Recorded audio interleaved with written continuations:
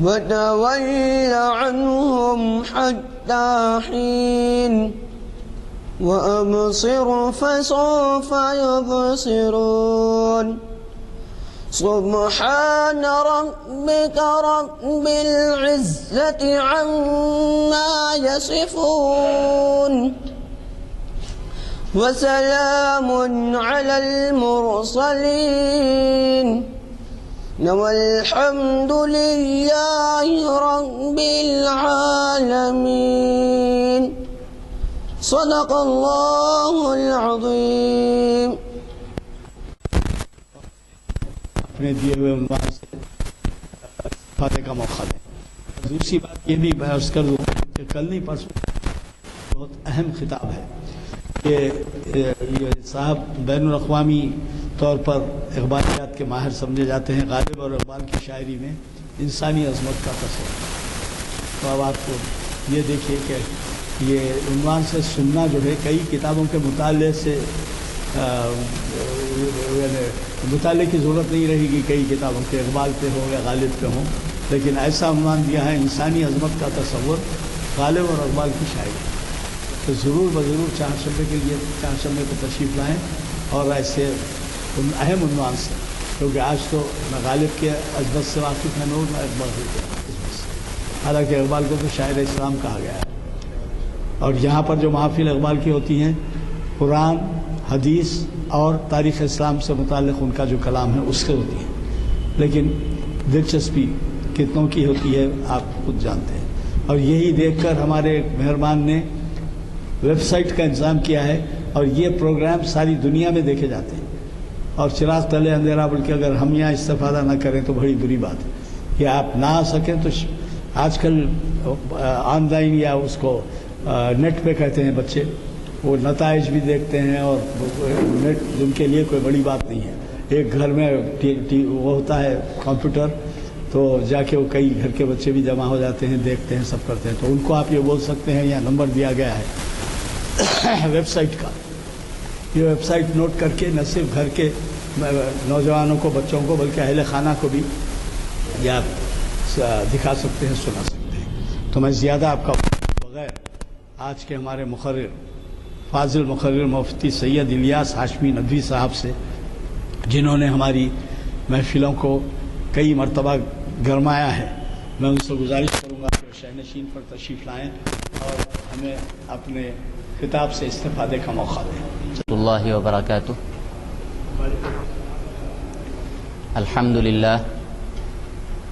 الحمدللہ رب العالمین وبہ نستعین والصلاة والسلام علی سید المرسلین محمد ابن عبداللہ الامین وعلی آلہ وصحبہ اجمعین الی یوم الدین، اما بعد۔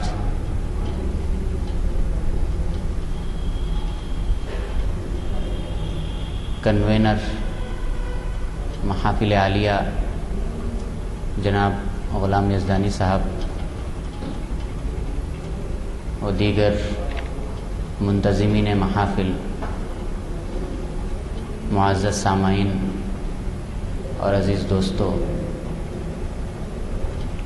آج کا جو عنوان ہے وہ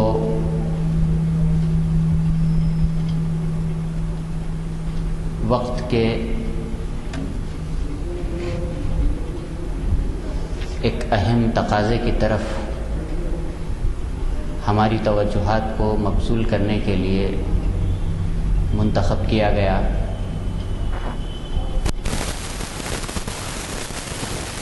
سوشل میڈیا اور نوجوان، ویسے تو اس دور کو مواصلاتی دور کہا جاتا ہے، اطلاعات اور رابطے کا دور کہا جاتا ہے، انفارمیشن ٹیکنالوجی کا دور کہا جاتا ہے، اور جیسے جیسے ٹیکنالوجی میں ترقی ہو رہی ہے، روابط میں اتنا ہی اضافہ ہو رہا ہے۔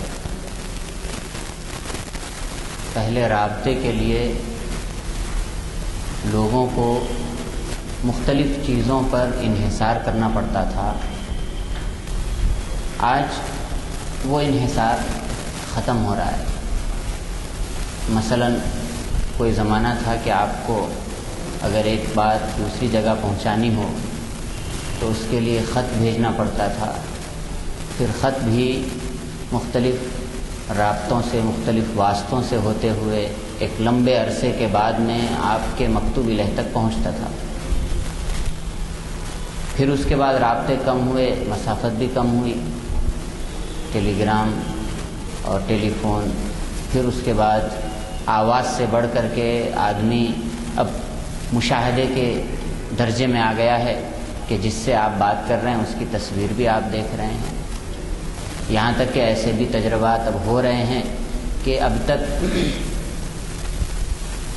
لطیف چیز کو منتقل کیا جاتا تھا، سافٹ کو، اب کثیف چیز کو بھی منتقل کرنے کی کوششیں اور تجربات ہو رہے ہیں کہ ایسی چیز جس کا مادہ ہو اور جسم ہو اس کو بھی کس طرح سے ایک جگہ سے دوسری جگہ منتقل کیا جائے۔ تو بہرحال بڑھتے ہوئے ان رابطوں کے دور میں ایک دوسرے کی اطلاعات لینے کے لیے یا ایک جگہ کے احوال دوسرے جگہ پر پہنچانے کے لیے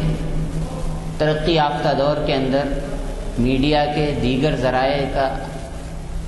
کے اوپر انحصار کرنا پڑتا تھا۔ اب سوشل میڈیا نے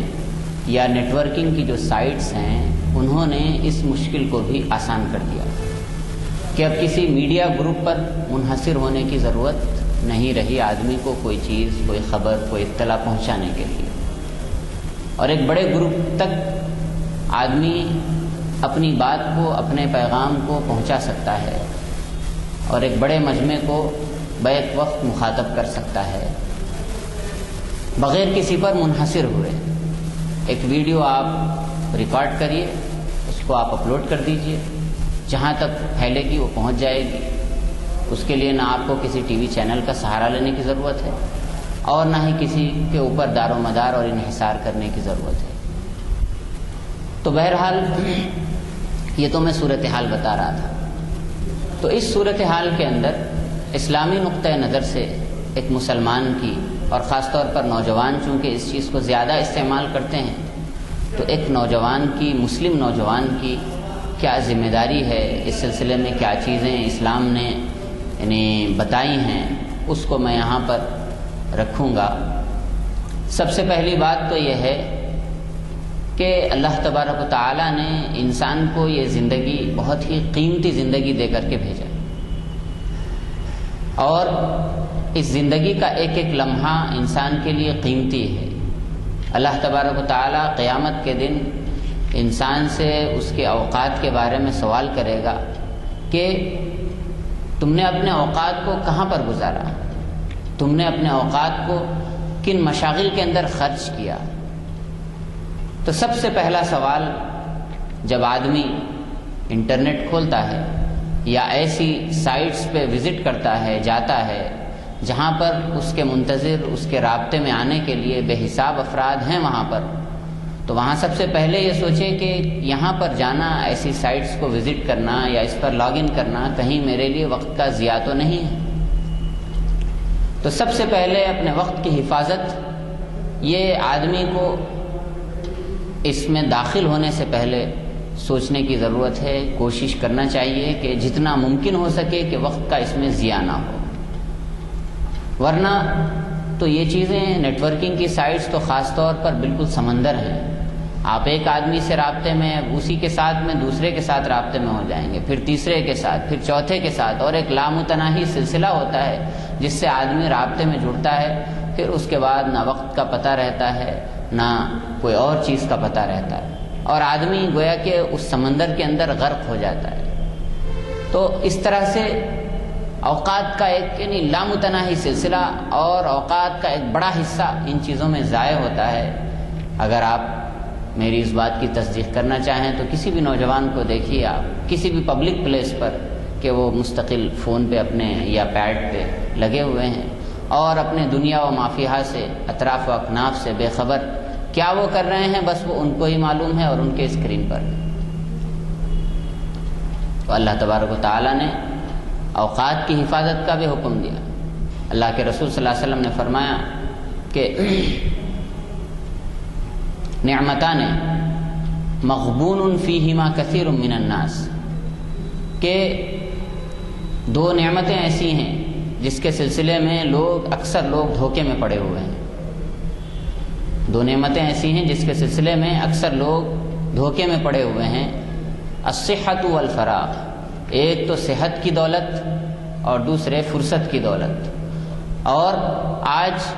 یعنی فرصت کی دولت کو تو ہمارے ان آلات نے اور نیٹ نے چھین لیا ہے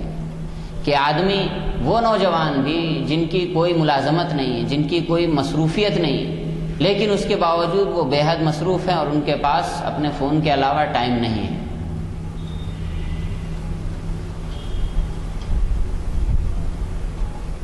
اللہ کے رسول صلی اللہ علیہ وسلم نے فرمایا من حسن اسلام المرء ترکہ ما لا یعنی ہے، کہ آدمی کے اسلام کی خوبی یہ ہے، ایک مسلمان کے اسلام کی خوبی یہ ہے کہ وہ ایسی چیز کو بھی چھوڑ دے جس کا کوئی فائدہ نہیں، نہ دنیاوی فائدہ نہ اخروی فائدہ. تو بتائیے کہ گھنٹوں جو چیٹنگ پہ ہم لگے رہتے ہیں اور گھنٹوں اپنے اوقات کو ضائع کرتے ہیں، تو اس کا کیا ہم کوئی دنیاوی فائدہ اٹھا رہے ہیں یا اخروی فائدہ؟ تو یہ چیز خود محاسبے کی ہے. اپنے طور پر آدمی غور کرے، دیکھے کہ ہمارا یعنی جو وقت ان چیزوں کے اندر لگ رہا ہے اس کا دنیاوی فائدہ ہم کو حاصل ہو رہا ہے یا اخروی فائدہ. اگر نہیں تو پھر یہ لایانی ہے اور گناہ کے درجے میں. اسی طرح سے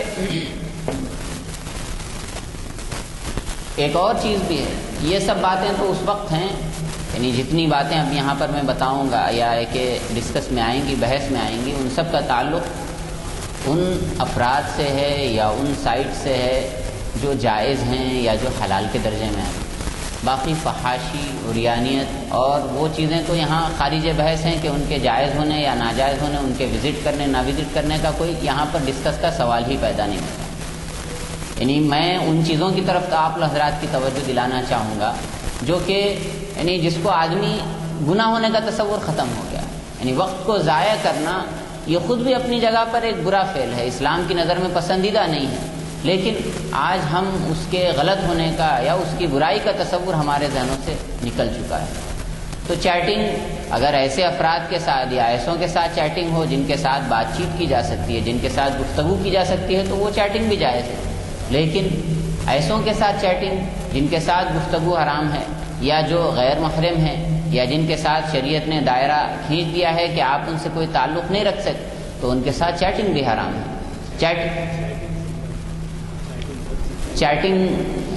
چیٹنگ ہوتی ہے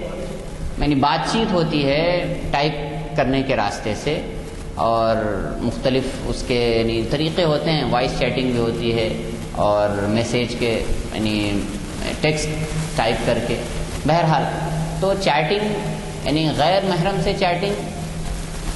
وہ بالکل اسی طرح سے حرام ہے جیسے غیر محرم کے ساتھ تعلقات کرنا حرام ہے، ان کے ساتھ بات چیت کرنا، ان کے ساتھ گفتگو کرنا. تو چیٹنگ بھی اسی درجے میں آئے گی. اور ایسے کتنے ہی واقعات ایسے ہیں جن کی شروعات اور جن کی ابتدا چیٹنگ سے ہوئی تھی، پھر اس کے بعد بات آگے بڑھی. اور بہرحال تو ایک تو یہ ہے کہ اوقات کا ضیاع، اس چیز کا تصور ہمارے ذہنوں سے ختم ہو گیا نیٹ کے استعمال کے سلسلے میں. دوسری اہم ترین چیز کہ دھوکہ دہی، اپنے آپ کو غلط ظاہر کرنا اور اپنی غلط شناخت فراہم کرنا، یہ چیزیں بھی ایسی ہیں کہ اس کو بھی اس دنیا کے اندر آدمی غلط نہیں سمجھتا. بالکل فیک پروفائلز کا ایک بڑا انبار ہوتا ہے کہ پہچاننا مشکل ہوتا ہے کہ کون سی پروفائل جینیون ہے اور کون سی پروفائل فیک ہے. اور یعنی جس سے آپ بات کر رہے ہیں کیا واقعی وہ آدمی ہے، یا جس سے آپ رابطے میں ہیں کیا واقعی وہ آدمی ہے، یہ پہچاننا مشکل ترین ہے. تو جھوٹ جیسے آدمی اپنی زندگی کے اندر بولتا ہے، اپنی روزمرہ کی زندگی میں، اسی طرح سے یہاں بھی غلط معلومات فراہم کرنا یہ بھی بالکل حرام کے درجے میں آئے گا اور جرم ہے. یعنی ہر اعتبار سے جرم ہے، اخلاقی جرم بھی ہے، شرعی جرم بھی ہے. لیکن یعنی یہ ایک فیشن بن گیا ہے، اور یا پھر یوں کہیے کہ ایک ٹرینڈ چل چکا ہے کہ آدمی یعنی فیس بک کے اوپر یا ایک ٹویٹر کے اوپر یا دیگر اور اس طرح کی جو سائٹس ہیں وہاں پر اپنی فیک پروفائل بتا کر کے، اپنا فیک اسٹیٹس بتا کر کے، اور یعنی میں آپ کو بتاؤں کہ پوری ایک خیالی دنیا آباد ہے نیٹ ورکنگ سائٹس پر، پوری ایک خیالی دنیا آباد ہے۔ یعنی وہ آدمی جس کے گننے پہ 2 دوست مخلص نہیں ملیں گے، لیکن فیس بک کے اوپر اس کے ہزاروں دوست ہیں سر،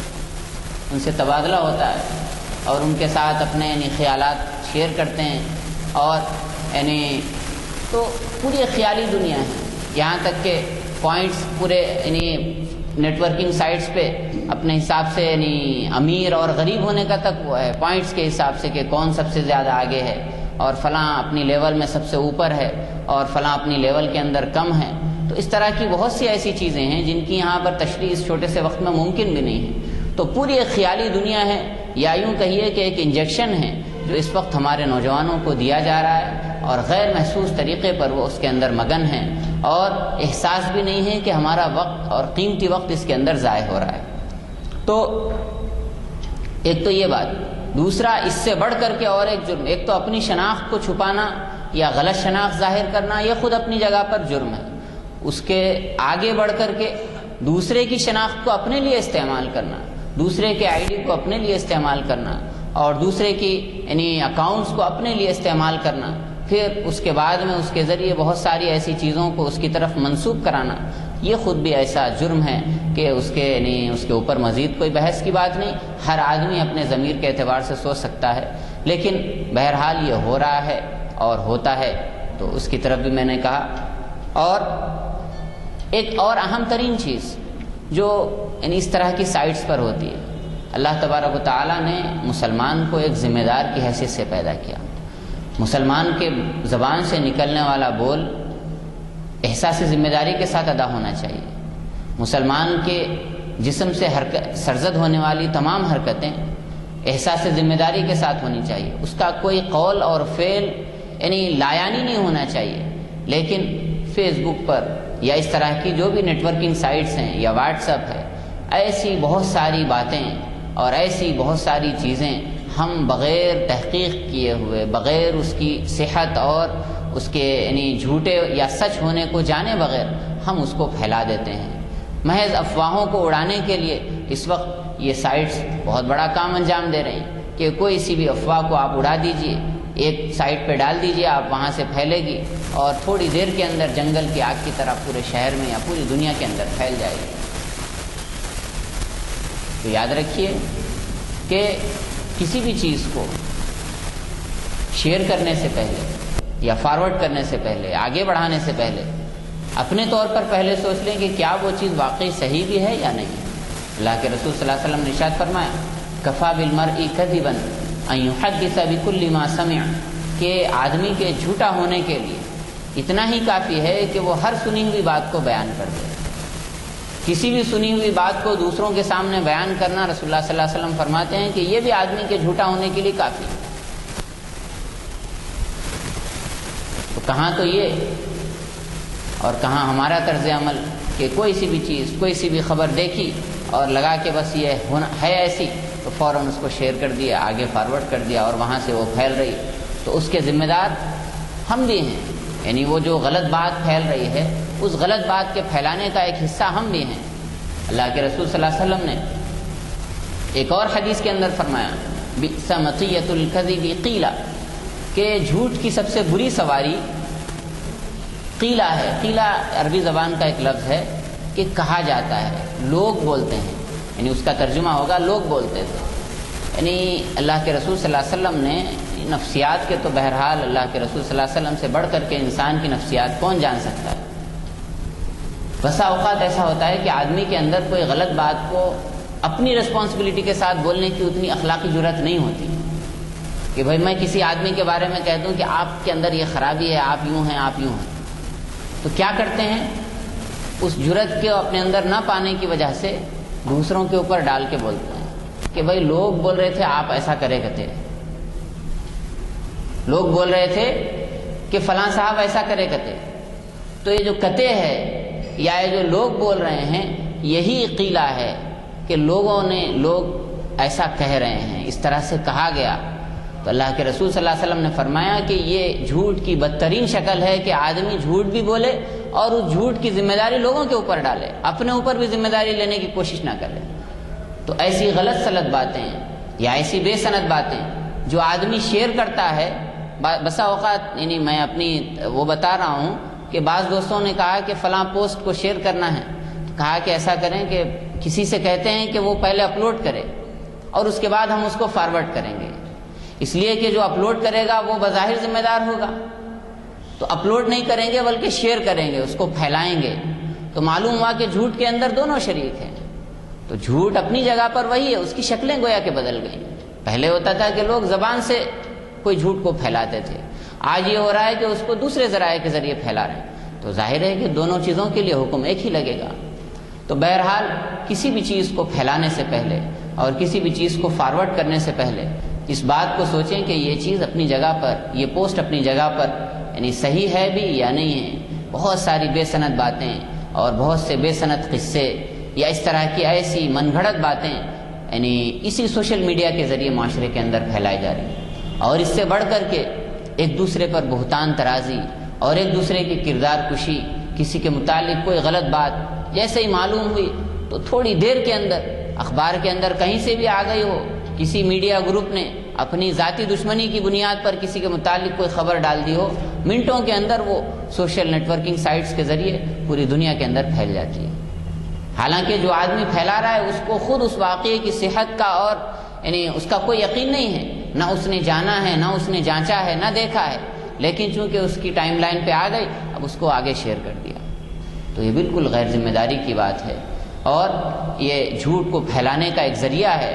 اللہ تبارک و تعالی ہم سب کو اس سے بچنے کی توفیق عطا فرمائے۔ تو کسی کی کردار کشی کرنا یہ بھی یعنی جرم کے درجے میں ہے اور یہ بھی شرعاً ممنوع ہے، اور اللہ کے رسول صلی اللہ علیہ وسلم نے تو کتنی ایسی احادیث آپ صلی اللہ علیہ وسلم کی ہے کہ یعنی کعبۃ اللہ شریف کی حرمت سے بڑھ کر کے ایک مسلمان کی حرمت اور اس کا احترام ہے۔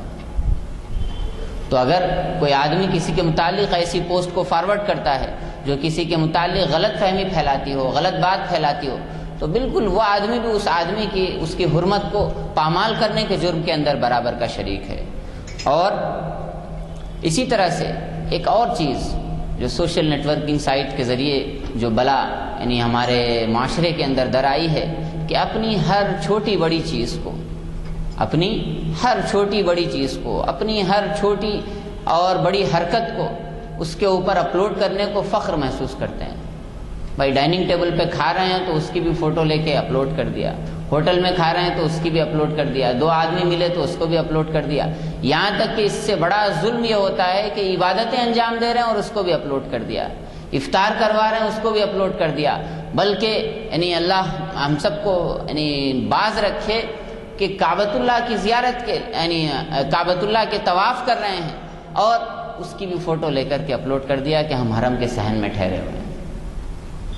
آپ عبادت انجام دینے کے لیے وہاں پر گئے ہیں یا اپنی تصویر کھنچوانے کے لیے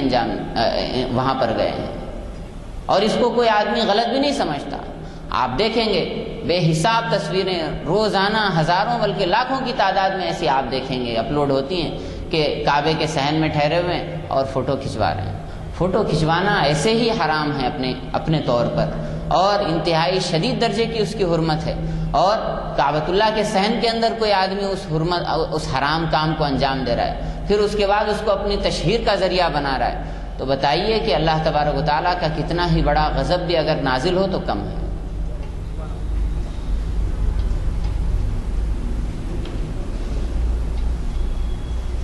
تو ایسی چیزیں یعنی ایسی تصویر اپلوڈ کرنے سے بالکل وہ کرنا چاہیے۔ بھئی یہ تو عبادت ایک نجی معاملہ ہے جو اللہ کے لیے ہم نے کی ہے، تو اس کو لوگوں کو دکھانے کا یا پوری دنیا بھر کے اندر اس کی تشہیر کرنے کا کوئی مطلب نہیں۔ اسی طرح سے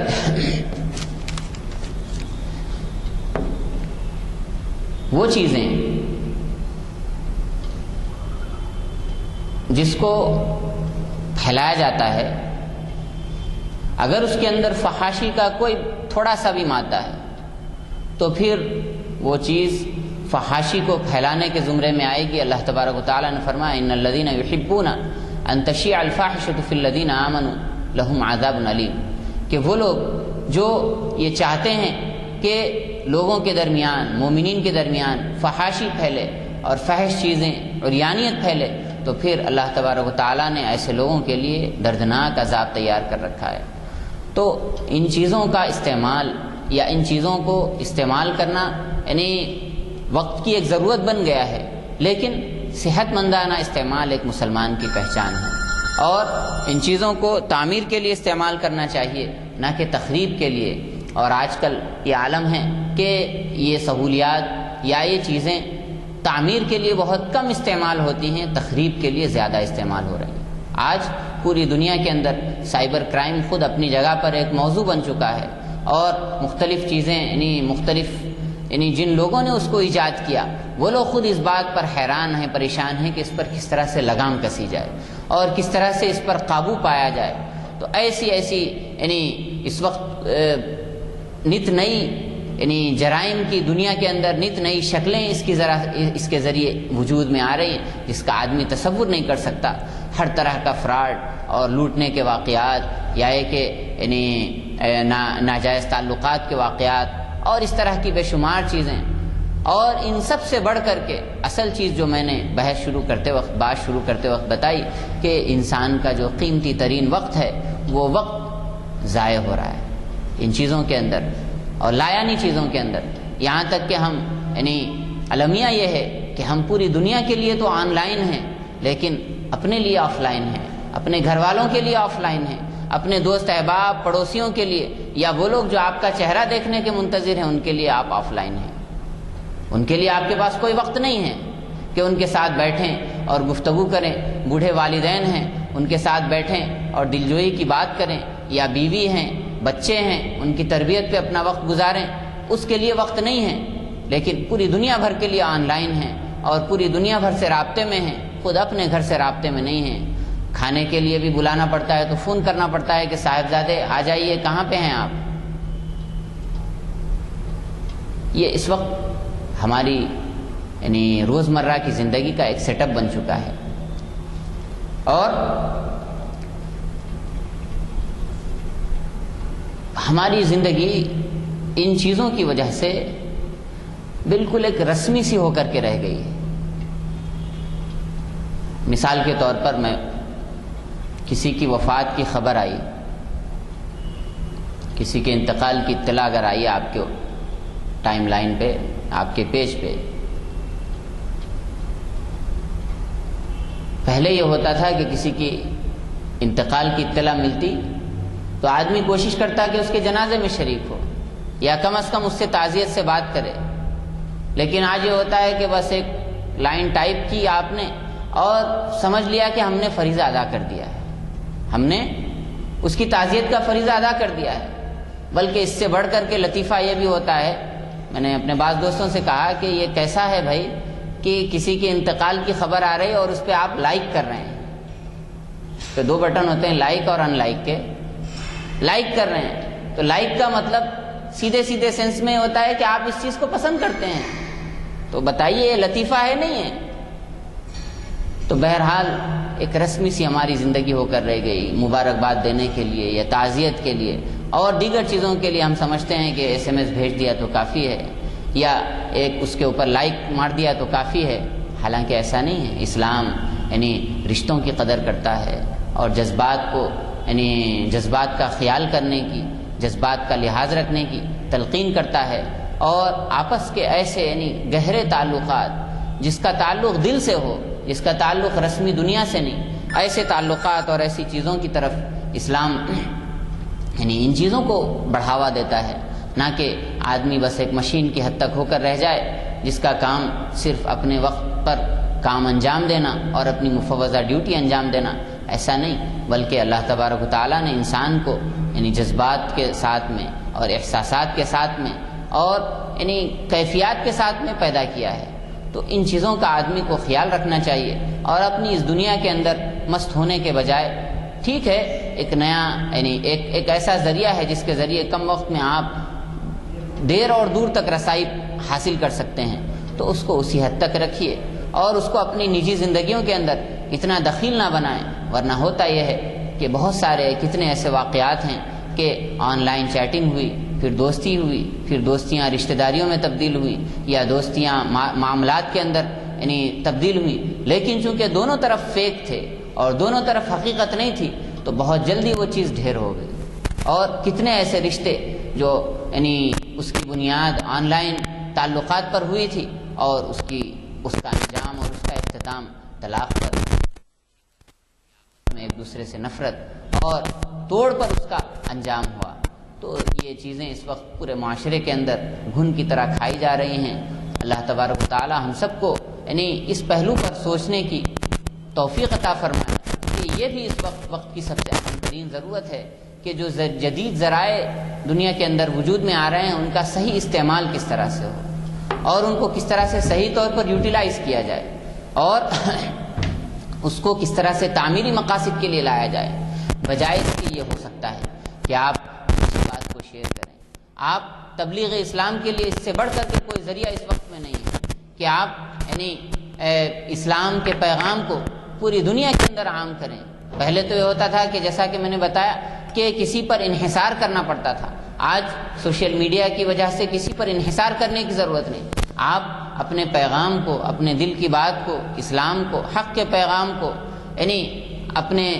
پوری دنیا کے اندر پھیلانے کا ذریعہ بنے اور اس کے داعی بنے اور اچھی چیزوں کو پھیلانے کی کوشش کریں۔ لیکن یہ بھی تلخ حقیقت ہے کہ اس پورے سمندر کے اندر گند زیادہ ہے اور موتی کم ہیں۔ اچھی ویب سائٹ بہت کم ملیں گی آپ کو، اچھی پوسٹ بہت کم ملیں گی، لیکن گندگی اور فحاشی عریانیت اس یعنی پورا ایک سمندر ہے، اس کے اندر اچھائی ایک قطرے سے زیادہ اس کی کوئی حیثیت نہیں۔ لیکن بہرحال ایک امت ہونے کے ناطے، مسلم ہونے کے ناطے ہم کو اس بات کی کوشش کرنی ہے کہ ہم جتنا کر سکتے ہیں اتنے کے مکلف ہیں، ہم جس حد تک بند باندھ سکتے ہیں اس پر بند باندھنے کی کوشش کریں اور اچھائی کو عام کریں اور ان وسائل سے خوب استفادہ کریں اور ان وسائل کے ذریعے ان وسائل کو اسلام کی دعوت کے لیے اور اسلام کی تبلیغ کے لیے پوری دنیا میں اسلام کے پیغام کو اور اسلام کی صحیح معلومات کو پہنچانے کے لیے ہم ذریعہ بنیں۔ اللہ تبارک و تعالی ہم سب کو کہنے سننے زیادہ عمل کی توفیق عطا فرمائے۔ وآخر دعوانا ہوا ہے اس کے بارے میں کچھ کہنا میں سمجھتا ہوں میری بس کی بات نہیں ہے کہ اس پہ کوئی تبصرہ کروں۔ صرف اتنا ہی کہہ سکتا ہوں کہ ہمارے مخرج صاحبین بڑی تیاری سے آتے ہیں اور جب ہمیں ان کو سننے کا موقع ملتا ہے تو طبیعت چاہتی ہے کہ وہ تجزیہ کرتے چلے جائیں، مشورے دیتے چلے جائیں اور ہم سنتے چلے جائیں، لیکن یہ ہے کہ کوئی وقت جو ہے ہم کو اس بات کی اجازت نہیں دیتا کہ اس کا سلسلہ ایک لامتنا ہی ہو۔ چنانچہ 35-40 منٹ کا وقت ملتا ہے، اس کے اندر وہ اپنے خیالات کو مرتکز انداز میں پیش کرتے ہیں۔ جزاک اللہ، اللہ آج کے مخرج صاحب کو ہمارے اس میں خطاب کرنے کے لیے جزائے خیر۔ میں نے آپ سے پہلے کہا ہے کہ ڈاکٹر بھی ہمیں 4 شفق مخاطب کر رہے ہیں اور کئی لوگ اردو زبان کی تعلیم سے، مادری زبان سے تعلیم سے محروم ہیں، اور اس کا نتیجہ یہ ہے کہ ہمارے جو بزرگ شعراء جو کلام میں نظرت رکھتے ہیں سمجھنے کا موقع نہیں ملتا، نہ انہیں پڑھنے کا موقع ملتا۔ تو یہ ڈاکٹر یوسف اعظمی جو مخاطب کر رہے ہیں، انسانی عظمت کا تصور غالب اور اقبال کی شاعری میں بڑا ہی اہم عنوان ہے، اور آج کے ماحول میں تو یہ بہت ہی ضروری ہے کہ آپ اس سے واقف ہوں۔ آپ یہ دیکھیے کہ جو معلومات، جو علم اور جو فائدے آپ کی کئی کتابوں کے مطالعے میں مل سکتی ہیں، وہ ایک مرتکز شکل میں آپ کے پاس، اور اس کے بعد آ کے یہاں پر مرتکز کیے ہوئے خیالات کو، ان کے مطالعے کو یہاں پر پیش کرنا، وہ جو ہے بہت ہی اہم بات ہے اور اس کی ہمیں قدر کرنی چاہیے۔ اب 1-2 اعلانات اور سن لیجئے۔ ایک تو یہ ہے کہ حیدرآباد میں ایک اسلامی کتب کا میلہ لگا ہے حج ہاؤس میں، انہوں نے رخے بھی بھجوائے ہیں، ایک رخا کش بھی ہو رہا ہے. تو یہ ہے 11 بجے سے 9 بجے تک، صبح 11 سے رات کے 9 تک. اور اس میں بڑی اہم مطبوعات ہیں. اور خاص بات یہ ہے کہ تقریباً تمام زبانوں میں یہ ہے کہ آپ یہ سمجھیں کہ اردو کتب کا میلہ ہے، ایسا نہیں ہے، بلکہ اس میں فارسی، عربی، انگلش، ہندی، تیلگو، کنڑی، مراٹھی، ایسے تمام زبانوں کے اندر جو ہے ان کے تراجم اور ان کے تصانیف موجود ہیں جو دنیا بھر میں جانے مانے جاتے ہیں. میرے خیال میں اگر خود پڑھنے کے لیے لیں اور بہت اچھا ہے، اور نہ لیں تو کم از کم ان کو تحفے تحائف کے طور پہ بھی پیش کریں، لوگوں کو دیں، باہر بھجوائیں. آپ اس کا اندازہ لگائیے کہ میں نے وہاں پر کئی برقع پوش خواتین کو دیکھا ہے، اور اس کی وجہ یہ سمجھ میں آئی کہ ان کی دلچسپی ہوئی کئی کتابیں، جیسے پکوان سے متعلق، جیسے گھر کے آراستگی سے متعلق، جیسے بچوں کی پرورش سے متعلق، جیسے ایسے کلام سے متعلق جن میں خواتین کو مشورے دیے گئے تھے. بہرحال فہرستیں بھی ہیں ان کے پاس. ایسا میلہ شاید اتنا بڑا میلہ آج تک نہیں لگا، اور اس میلے میں آپ ضرور شرکت فرمائیں. اور دوسری اہم بات جو میں آپ سے کرنا چاہ رہا تھا وہ یہ ہے، جیسے میں نے کہا ہے کہ بات یہ دیکھیے، ہمارے کئی ایسے افراد ہیں ملت کے جو گھر بار چھوڑ کر تبلیغ کے لیے نکل جاتے ہیں. ایک مہینہ 2 مہینے اپنی آمدنی کا خیال کیے بغیر اور اپنے لیے توشہ ساتھ رکھ لے کر کسی جگہ کھا پی کے کھانے پینے کے لیے نہیں جاتے، بلکہ تبلیغ اسلام کے لیے جاتے ہیں. اور وہاں پر، اور شاید آپ اندازہ نہیں ہے کیونکہ آپ معلوم نہیں کتنے لوگوں کو تجربہ ہوتا ہے. میرا چند جماعتوں سے تعلق ہے، تنظیموں سے، ٹرسٹ سے، مجھے اتفاق ہوتا ہے جانے کا. یعنی آپ تعجب کریں گے کہ 30 40 50 گھرانوں کا ایک دیہات ہے، کئی دیہات ہیں جس میں مسجد نہیں، جن کے بچوں کو عربی تعلیم نہیں، کوئی نماز پڑھنے کے طریقے سے واقف ہے، نہ نماز جنازہ پڑھنے سے واقف ہے، نہ جمعہ کی نماز. ان میں جو کچھ احساس رکھتے ہیں وہ باہر چلے جاتے ہیں، یعنی بازو گاؤں میں جاتے ہیں، کسی اور جگہ جا کر جمعہ کی نماز ادا کرتے ہیں. تو ایسی جگہ بھی کام ہو رہے ہیں، اللہ کا فضل ہے. ابھی مولانا نے فرمایا اسلام کے اصولوں کے بارے میں، پھیلاؤ کے بارے میں، پچھلے 2-4 دن خبر، ایسی خبر اخبار میں چھپی ہے کہ دنیا میں جو ہے 50,000 مسلمان ہر سال مسلمان ہو رہے ہیں، 50,000. تو آپ اندازہ لگائیے کہ اس بار کی کیا قدردانی ہو رہی ہے. اور اس کے خلاف میں ایک اور میں نے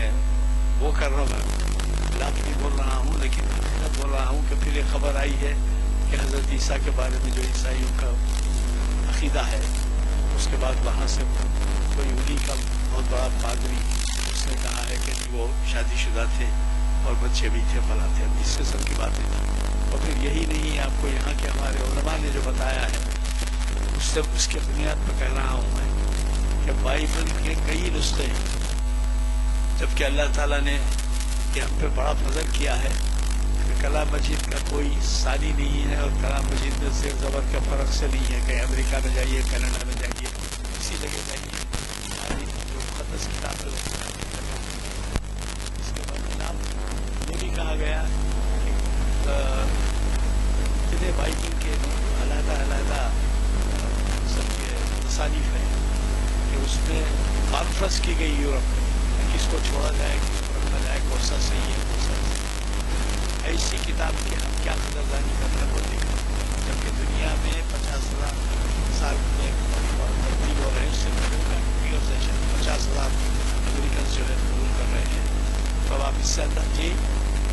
انگلینڈ اب تعداد کم نے کیا بولی آپ 50,000. اچھا، یہ پڑھنے کے بعد میں جو ہے دوسرے پہلو پہ بھی گیا. اب ہمارے پاس ایسے ہیں جو 50,000 اسلام چھوڑ رہے ہیں. تو رکھ رہے ہیں عمل غائب. وہاں تو ہم خوش ہو رہے ہیں دیکھ کے یہاں کے بارے میں. اپنی اس کی ذمہ داری کس پہ؟ ماحول پہ، بزرگوں پہ، پڑوسیوں پہ. ہم خیال ایسے حضرات کے اوپر ہے جو بہت کچھ پلاننگ تو رکھتے ہیں لیکن عمل نظارہ کچھ اس کے بارے میں. یہی تو اکثر یہاں یہ کہتے ہیں کہ آپ یہ سوچئے کہ آپ نے کیا کیا ہے ملت کے لیے، کیا کیا ہے قوم کے لیے. بہرحال بات لمبی ہو جاتی ہے. میں صرف اتنی گزارش کروں گا کہ چہارشنبے کے دن کا خطاب مت مس کیجیے، اور چونکہ دعا ہو چکی ہے